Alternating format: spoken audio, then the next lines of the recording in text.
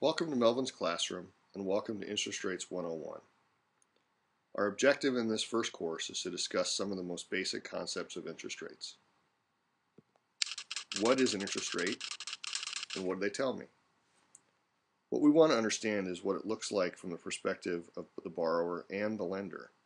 Our first course will only be about 3 or 4 minutes long, so let's dive in.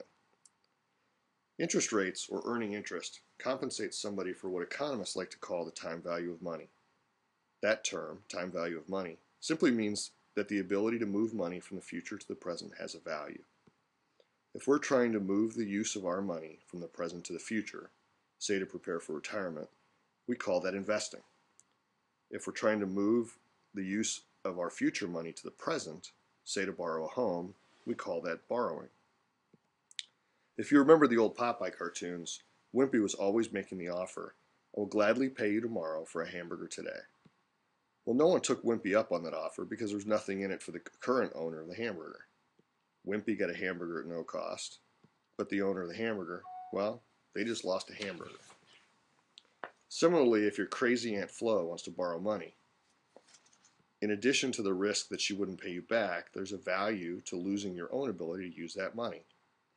To make up for that loss, in addition to getting your money back, you might ask her to bake you a pie.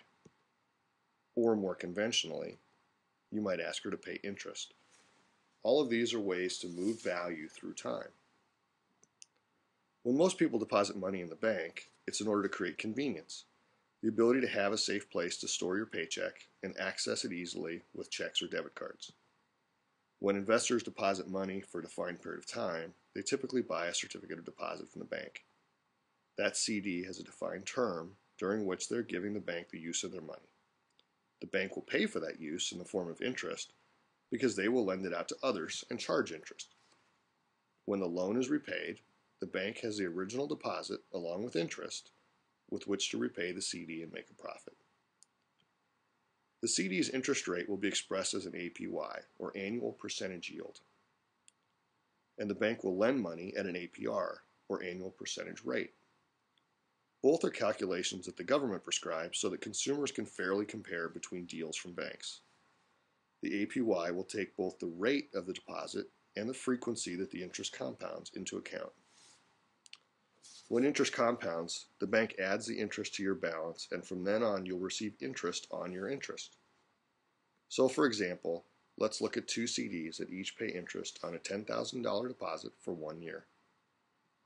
With the first CD, interest compounds annually, what we call simple interest, because there's no real opportunity to earn interest on your interest. At the end of the fourth quarter, you'll receive your 2% interest, or $200. This will result in an APY of 2%. With the second CD, which compounds quarterly, you'll receive interest credited to your account at the end of each period. In the subsequent period, you earn interest on that interest as well as on your principal. In the end, you'll receive additional interest, meaning that your APY will be slightly higher. Well, that's it. Interest rates and banking in a nutshell. Pretty easy, right? We'll continue to attend our classes and we'll become even more informed about investing and depositing.